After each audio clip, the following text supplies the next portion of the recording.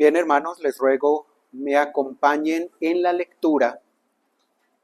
En el capítulo 14 de Lucas estaremos leyendo los versos del 7 al 14.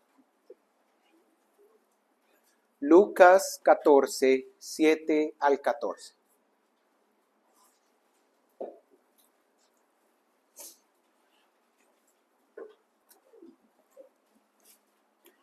Observando cómo escogían los primeros asientos a la mesa, refirió a los convidados una parábola diciéndoles: Cuando fueres convidado por alguno a bodas, no te sientes en el primer lugar, no sea que otro más distinguido que tú esté convidado por él. Y viniendo el que te convidó a ti y a él, te diga: da lugar a este, y entonces comiences con vergüenza a ocupar el último lugar. Mas cuando fueres convidado, ve y siéntate en el último lugar, para que cuando venga el que te convidó te diga: amigo, sube más arriba. Entonces tendrás gloria delante de los que se sientan contigo a la mesa. Porque cualquiera que se enaltece será humillado, y el que se humilla será enaltecido.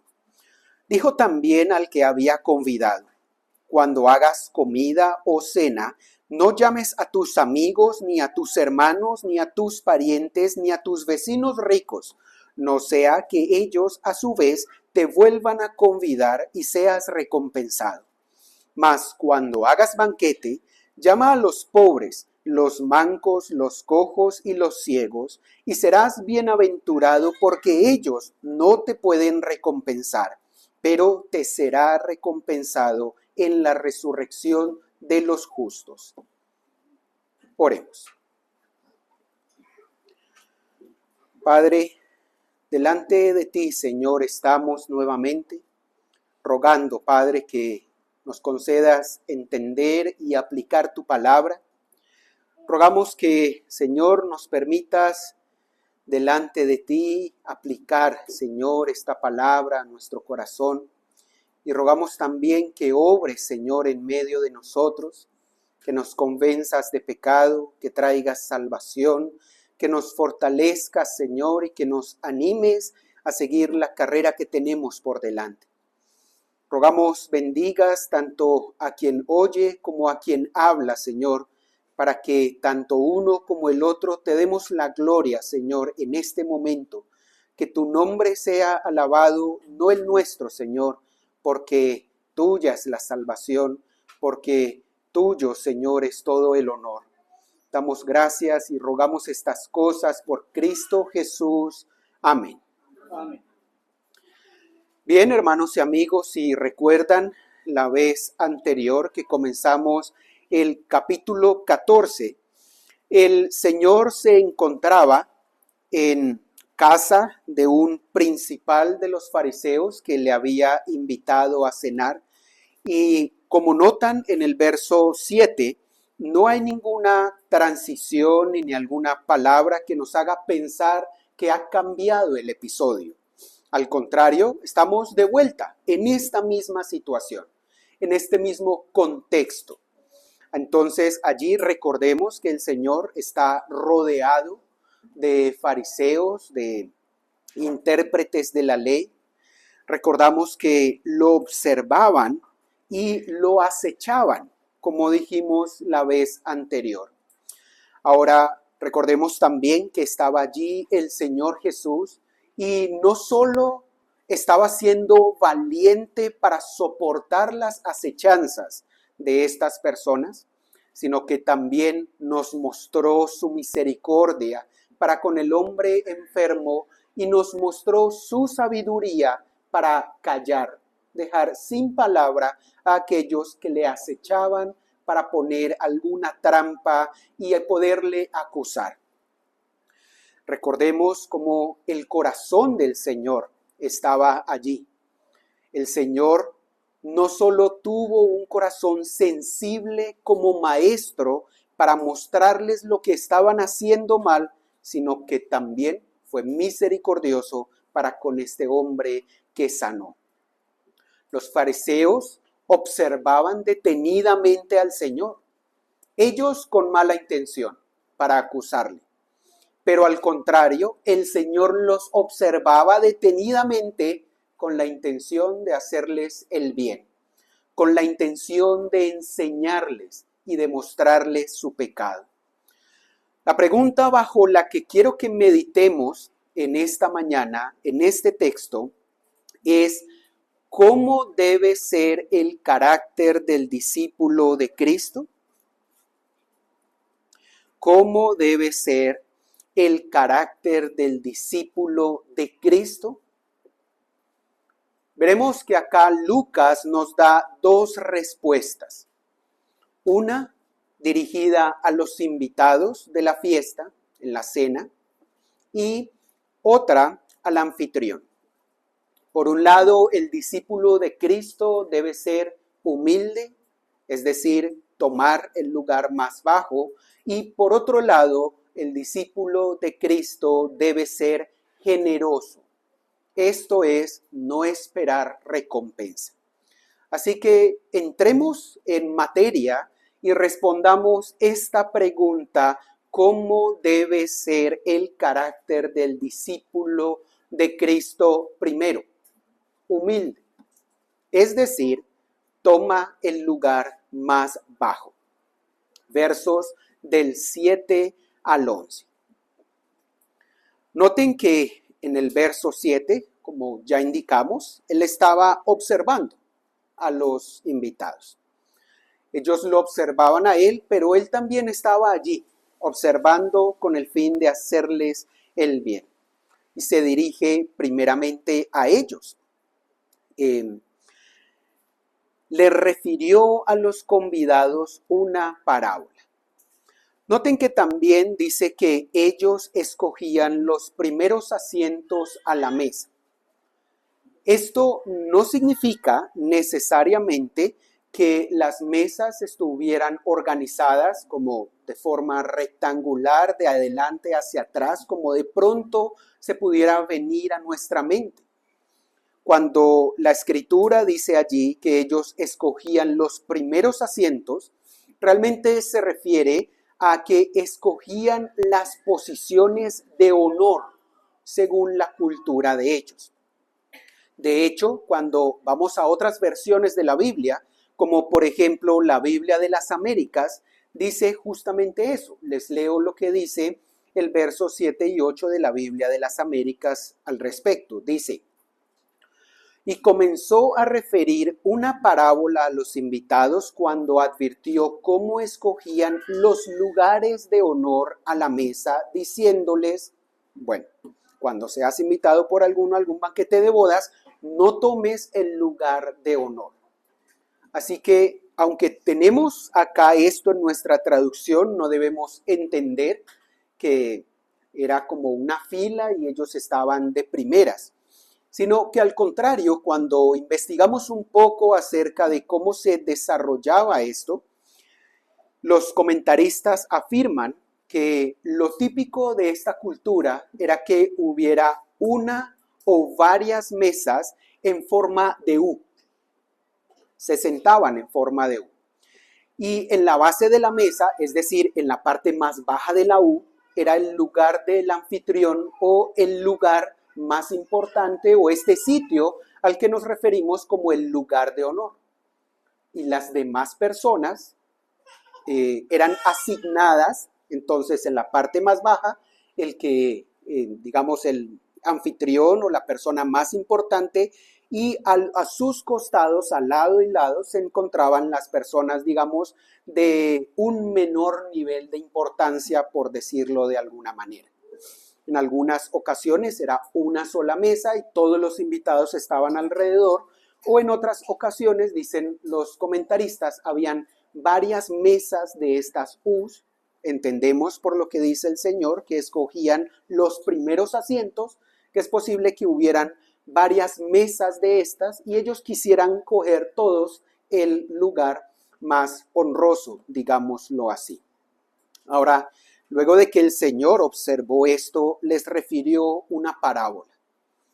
Recordemos que una parábola entonces se refiere a una ilustración, una enseñanza que está ahí inmersa en medio de esta narración, que es una narración vívida, es una narración del mismo contexto que ellos conocían y es una ilustración que claramente ellos entenderían, que tendría bastante sentido para ellos o que incluso ya habrían experimentado.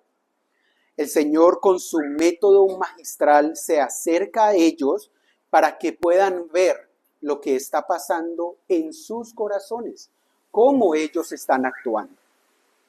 Ahora el Señor les dice, no es sabio, básicamente, en medio de la parábola, tomar por uno mismo algún lugar de mayor honor sin que el anfitrión se lo hubiera indicado. Yo personalmente imagino que todos entraron y inmediatamente buscaban en el radar el sitio y ¡pin! Se sentaban allá. Obviamente esto en una cena, en una fiesta se pudiera organizar, pero esto es lo que el Señor nos narra y entendemos que esto es lo que pasaba en el contexto de ellos. Ahora el Señor les dice, no es sabio que usted vaya y tome por usted mismo el lugar de mayor honor, es decir, el que está en la base de la U sin que se lo indiquen. ¿Por qué? Porque puede venir otro invitado que es más distinguido, que es más cercano al anfitrión, que es más importante de alguna manera, y entonces se le va a pedir a usted que se levante y se cambie de lugar, y seguramente en ese momento sentirá y pasará vergüenza en medio de esta reunión. El Señor básicamente está mostrando en su ilustración que es mejor, sabiamente, ocupar el último lugar o el lugar menos distinguido. Ahora, las palabras del Señor realmente nos recuerdan que ellos eran así, que es consistente con la conducta que hemos visto de los fariseos y de los escribas. Cuando leemos la historia, inmediatamente recordamos las muchas veces que el Señor les señalaba su orgullo, les señalaba también su hipocresía, les señalaba y les reprochaba el hecho de que ellos se enaltecen a sí mismos. Como dice en Mateo 23:5, vamos allí.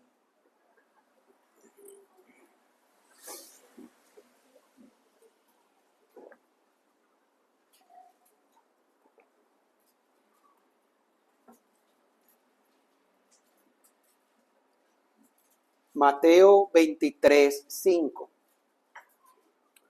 Antes hacen todas sus obras para ser vistos por los hombres, pues ensanchan sus filacterias y extienden los flecos de sus mantos, verso 6, y aman los primeros asientos en las cenas y las primeras sillas en las sinagogas. Esta conducta que vemos en la narración del Señor y esto que estaba pasando en medio de la reunión era consistente con la práctica de ellos por su orgullo y por su vanagloria. Ellos solían asumir que eran los más distinguidos, que debían ser los más honrados y por lo tanto iban y buscaban los primeros asientos, los sitios de más honor. Las palabras del Señor también nos hacen recordar a un proverbio. Vamos allí, Proverbios 25, versos 6 y 7. Proverbios 25, versos 6 y 7.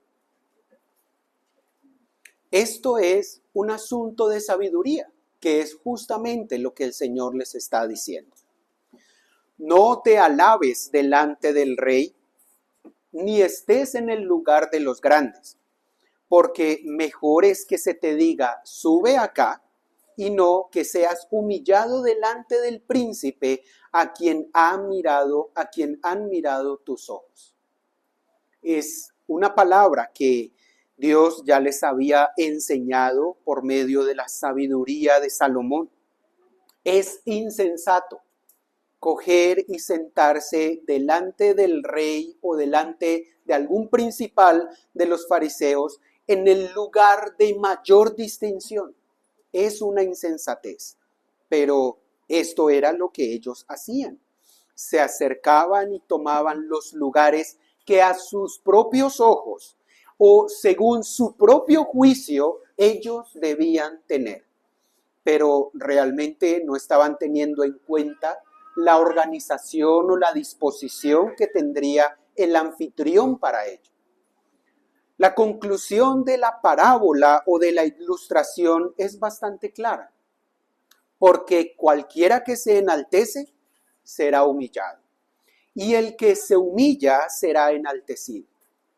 Aunque para algunos esto pudiera parecer paradójico, la conclusión es muy clara a la luz de la parábola narrada. Simplemente tiene sentido.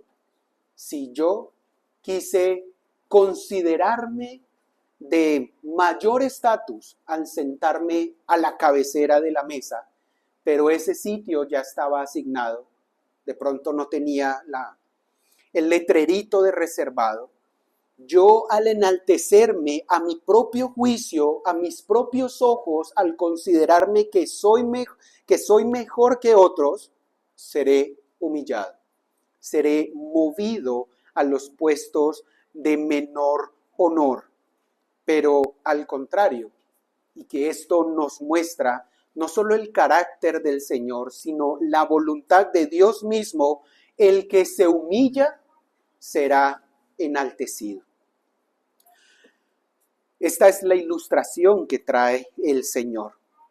Cuando vemos que estas personas suelen escoger los lugares más distinguidos, debemos recordar también que el Señor nos enseñó en Romanos que lo sabio es tener cordura, es decir, tener sensatez en nuestra propia visión de nosotros mismos.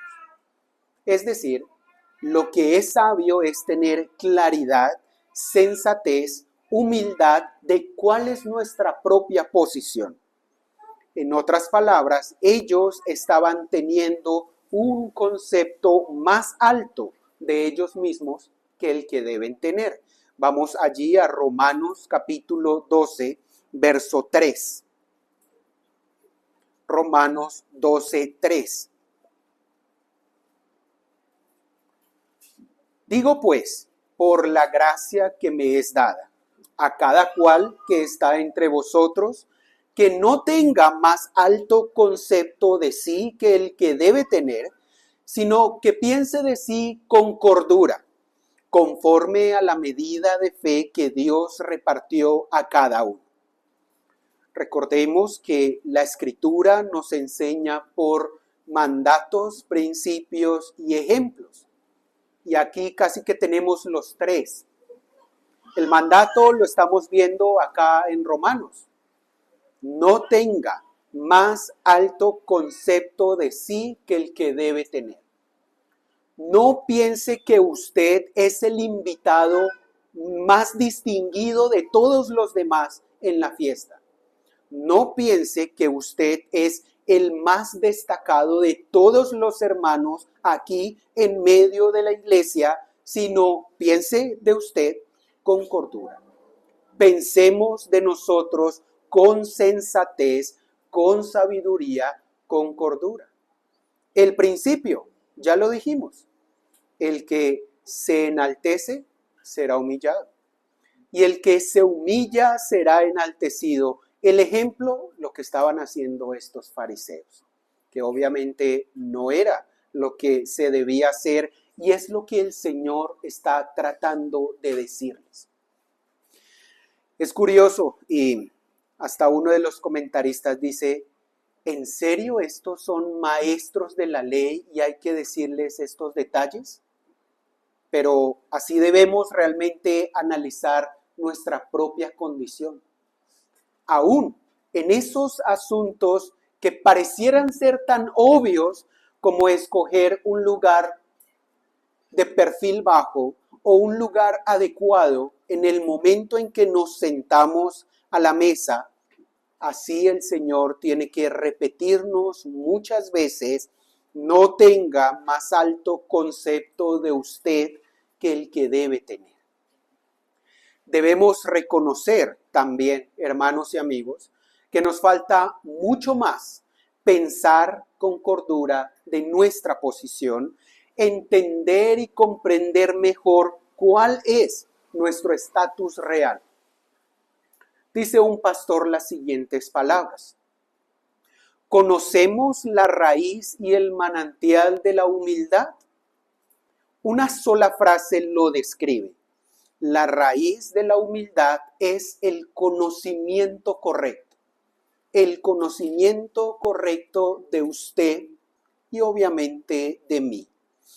El hombre que realmente se conoce a sí mismo y conoce su propio corazón, que conoce a Dios y su infinita majestad y santidad, que conoce a Cristo y el precio por el que fue redimido, ese hombre nunca será un hombre orgulloso. Pero entonces justamente ahí viene el problema. Sabemos que engañoso más que todas las cosas es nuestro corazón y perverso. ¿Quién lo conocerá? Nosotros no lo conocemos correctamente.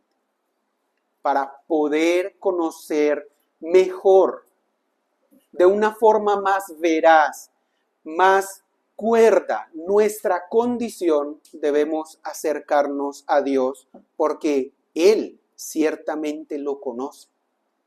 El hombre que se conoce a sí mismo es realmente el que se ha acercado a Dios para que Dios le diga mediante el espejo de la Escritura: mire, usted es así. El hombre que realmente ha entrado en esta relación cercana con Dios para que Él le deje ver realmente quién es, se considerará como Jacob, indigno de la más mínima de todas las misericordias de Dios, y dirá de sí mismo: soy gusano, soy vil, Señor, delante de tus ojos. O dirá: ¿cómo pretenderé yo tomar el sitio más distinguido entre mis hermanos, sabiendo lo malo y perverso que soy? Dirá como Pablo: yo soy el primero de todos los pecadores. No considerará como algo para mostrar los logros humanos que tal vez pudiera tener, sino que reconocerá que si ha logrado algo, eso ha sido porque Dios se lo ha concedido y se lo ha permitido. Una persona que piense de sí con cordura considerará que cualquier cosa que el Señor le dé es suficiente para él, porque recordará las palabras que dicen: bástate mi gracia. Con humildad de espíritu esta persona estimará, como dice la Escritura también, a todos los demás, a sus hermanos, como superiores a él. Y entonces tendrá sentido el mandato de la Escritura que dice: someteos los unos a los otros. Porque el que no se considera a sí mismo y se ve correctamente a los ojos de la Escritura dirá: ¿cómo me voy a someter yo a este o a aquel? Pero cuando realmente mira su corazón, no porque por sus propias fuerzas lo pueda mirar, sino porque por la Escritura logra ver su condición real, dirá: todos estos que están alrededor mío son mejores que yo. Y entonces de esa manera podremos subsistir correctamente, convivir correctamente en medio de la iglesia. Ahora, tratando de traerlo un poco más a nuestra realidad, ¿dónde se manifiesta hoy realmente? No tenemos este tipo de mesas o bodas de este tipo. pero ciertamente al leer la ilustración, recordamos también que o nos ha sucedido a nosotros o hemos visto en algunos eventos cómo las personas se apresuran a tomar los sitios de mayor honor. Pero buscando otras áreas en nuestra vida, debemos reconocer que en el trabajo incorrectamente hemos trabajado queriendo hacer notar nuestro esfuerzo. Y hay personas que lo hacen así. No es que siempre trabajen bien, es que cuando está el patrón o cuando se da cuenta de la cámara, quiere hacer destacar su trabajo. En la iglesia, algunos sirven, pero esperando a ser vistos. No sirven como para el Señor. En las redes sociales, donde realmente toda su estructura está diseñada para exaltarnos a nosotros mismos o para presumir los logros o los lugares a los que hemos ido, estos son lugares en donde debemos meditar si estamos buscando un reconocimiento incorrecto. Debemos, por lo tanto, reconocer en esta mañana que el discípulo de Cristo aprende a soltar el control de su propio honor y a confiar que eso Dios lo dará si Él quiere. Que no depende de nosotros, de lo bonitas de nuestras publicaciones, no del jefe, no de la opinión ajena, sino que en el momento en que nosotros nos humillemos, si el Señor quiere, nos exaltará. Recordemos también que la Escritura nos dice, Dios resiste a los soberbios y da gracia a los humildes. La humildad bien podría considerarse la reina de las virtudes cristianas. Reconocer nuestra propia pecaminosidad y debilidad y sentir nuestra necesidad de Cristo es el verdadero punto de partida de la religión salvadora. Así que, hermanos, la enseñanza de Cristo sobre la humildad es uno de los temas más importantes y más repetidos constantemente en el Nuevo Testamento. Además, que Él mismo nos dio ejemplo de humildad.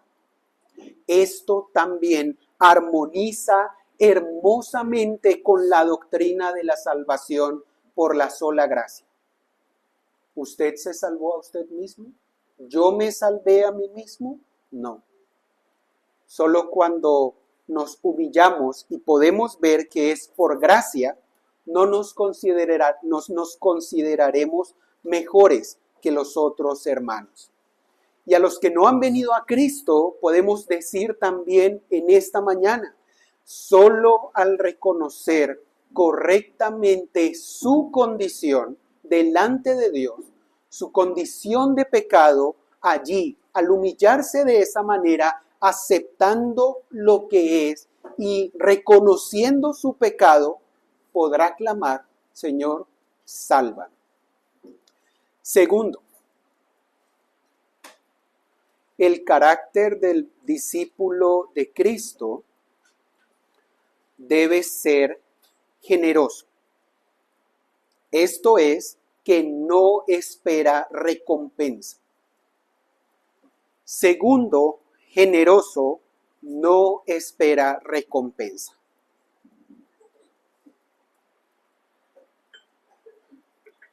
Ahora el Señor Jesús en el verso 12 se dirige al que le había convidado. Pudiéramos pensar que estaba reivindicando al anfitrión por la conducta hasta irrespetuosa de sus invitados. Pero ahora está volviendo su mirada a él. Sin duda también el maestro lo había observado. Había observado que la mayoría de los invitados era gente importante. De nuevo, esto es consistente con la conducta de los fariseos, quienes les gusta ser vistos por los hombres y quienes quieren destacar y querrán invitar únicamente a los más importantes dentro de su grupo, de su círculo. Entonces el Señor Jesús, habiendo observado a los invitados, le dice: cuando hagas una comida, no invites solamente a tus amigos, a tus hermanos, parientes o vecinos ricos, porque ellos te invitarán a ti también, y así, entonces ya recibiste tu recompensa. Esto tiene que ver con el orgullo también. Esto tiene que ver con que el hombre diga: estoy rodeado de gente importante. Y esa es su recompensa, como el Señor lo dice. Y también debemos ponernos a meditar lo siguiente: ¿acaso el Señor está prohibiendo que llamemos a nuestros amigos o que invitemos a nuestros parientes o hermanos o que invitemos incluso a vecinos ricos a cenar? ¿Está el Señor diciendo esto? No. Recuerden que el Señor puede ver el corazón. El Señor está mostrando más bien que la motivación con la que nosotros invitamos a las personas es importante. ¿Cuál sería la motivación de estas personas?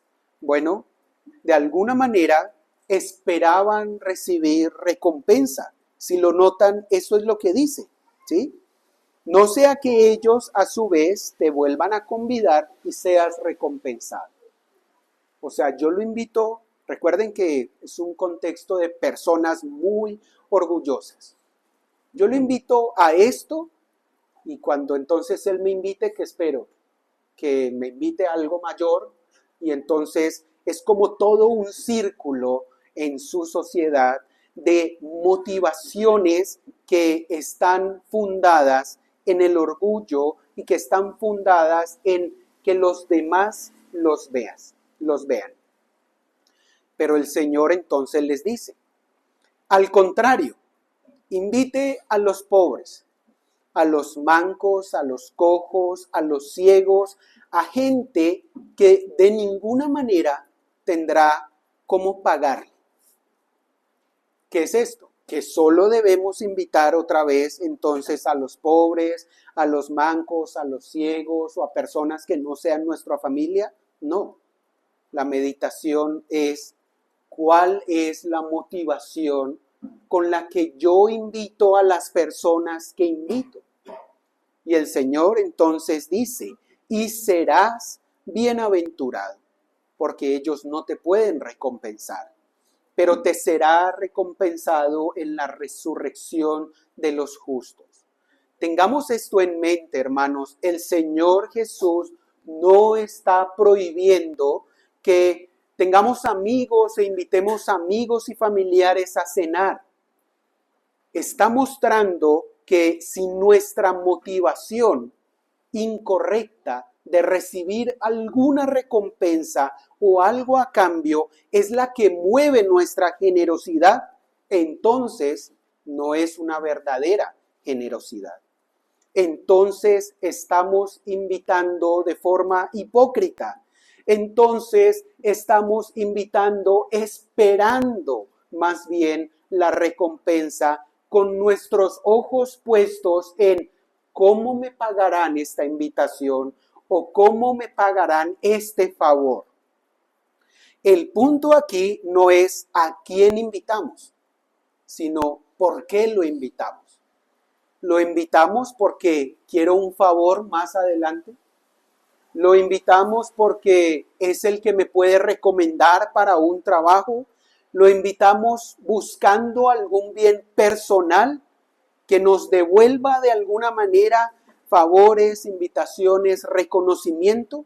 Si esto es así, no estamos siendo generosos y ellos no estaban siendo generosos. De alguna manera estaban haciendo una inversión. Estaban sembrando un favor o una invitación para recibir algo similar o mayor, ¿sí? De alguna manera, dice un comentarista, esto es comercio disfrazado de bondad. Pero esto no es lo que quiere el Señor para nosotros. Ese no es el verdadero carácter del discípulo de Cristo.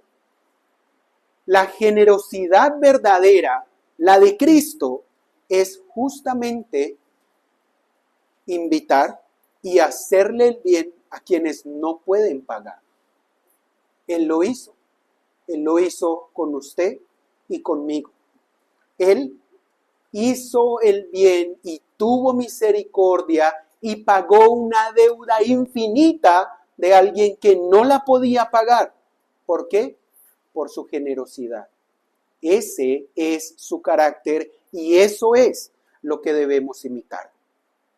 Ahora bien, esto claramente está fundado en las enseñanzas del Antiguo Testamento, es decir, esta es la voluntad de Dios, que se los reveló desde antes. Vamos a Isaías 58 desde el verso 5.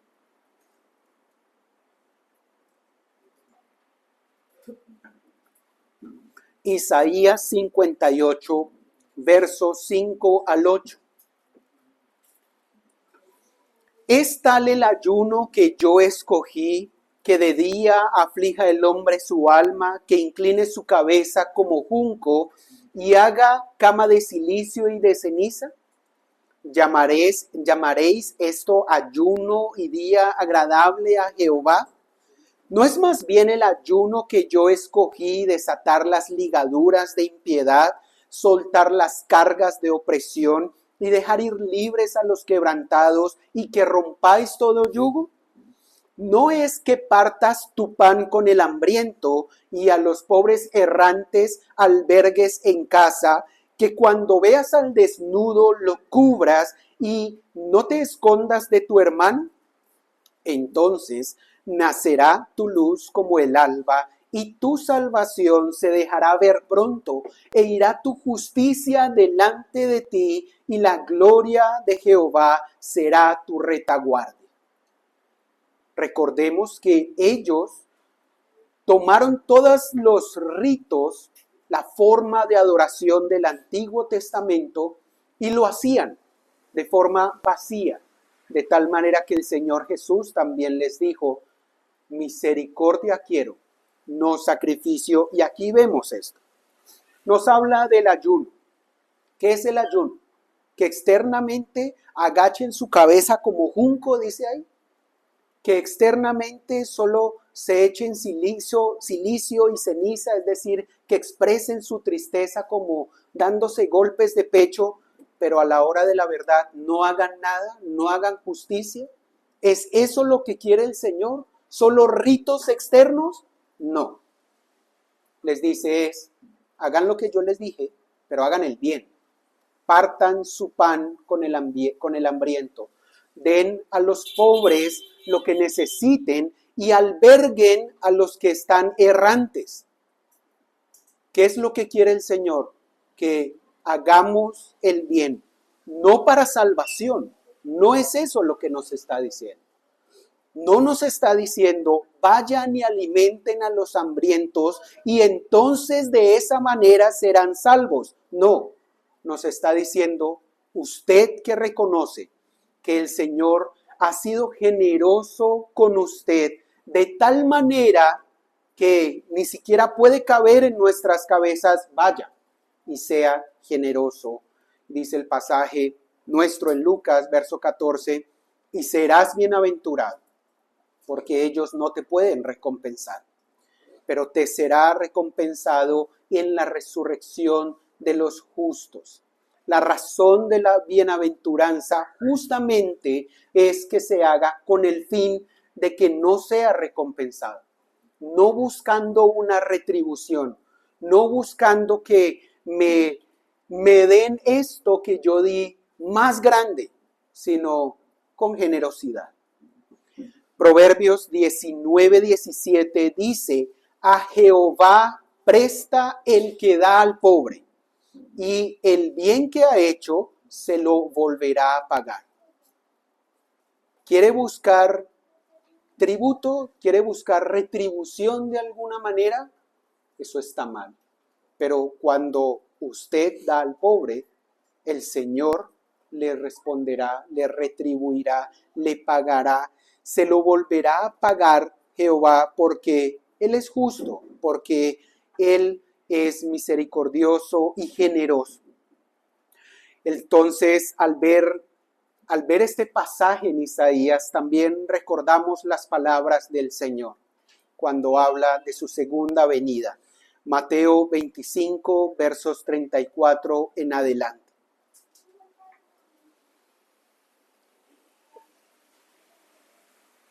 Entonces el rey dirá a los de su derecha: venid, benditos de mi Padre, heredad el reino preparado para vosotros desde la fundación del mundo.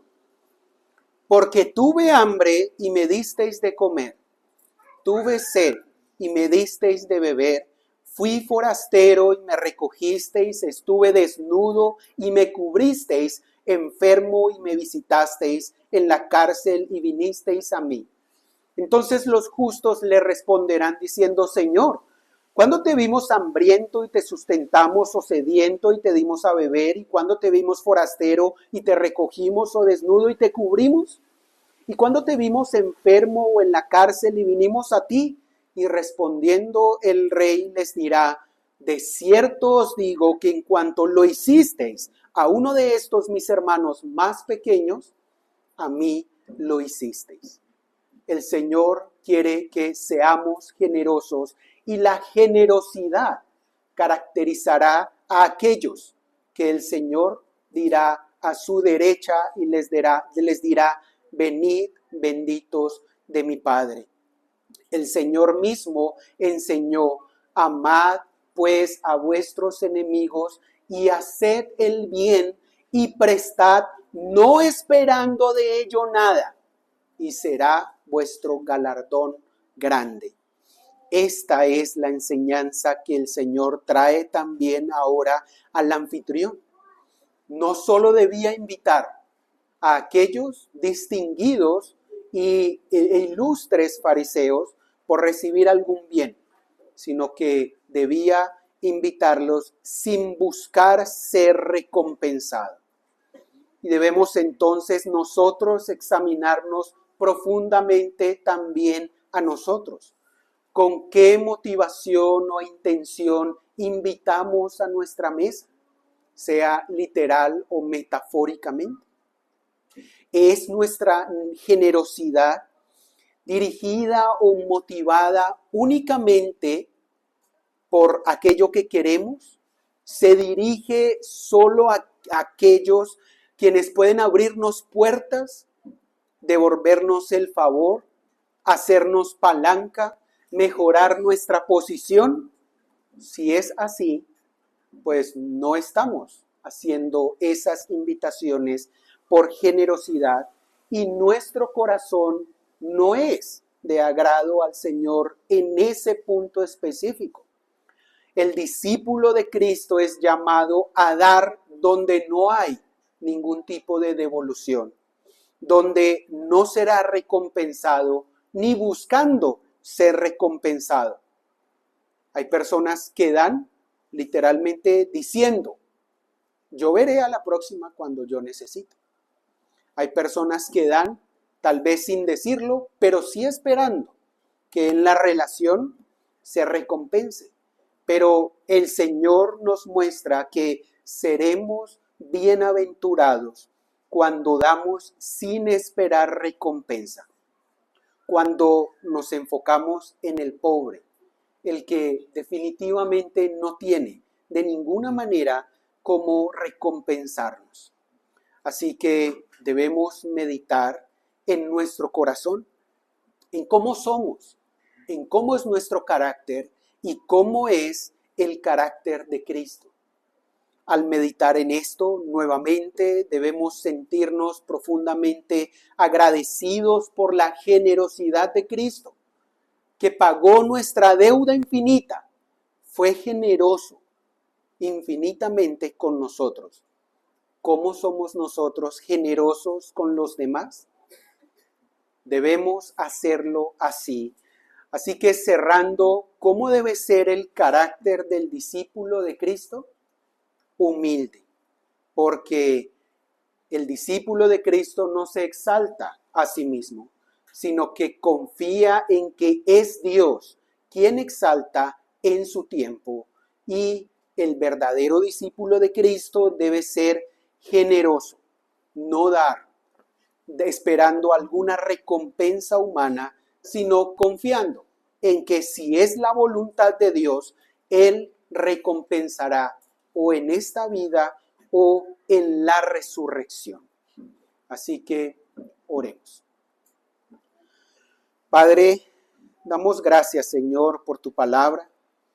Damos gracias porque podemos ver en estas ilustraciones y en estas palabras del Señor tu voluntad hacia nosotros.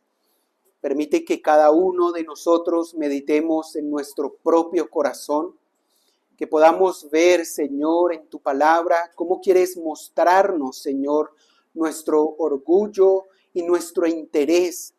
Quita, Señor, estas maldades de nosotros. Permite que nos conformemos a la imagen de Cristo. Permite que, Señor, sigamos su ejemplo. Aquel Padre que, siendo en forma de Dios, no estimó esto como algo a que aferrarse, sino que se despojó, Señor, de sí mismo. Tomó forma de siervo. Ayúdanos, Señor, a ser siervos humildes y generosos, Señor. Permite que tu iglesia crezca en esto, que esto aporte, Señor, para nuestras relaciones en medio de la congregación y que también sea de testimonio para las personas que nos ven, que conocen, Señor, que te seguimos, que seguimos a Cristo. Ayúdanos, Señor.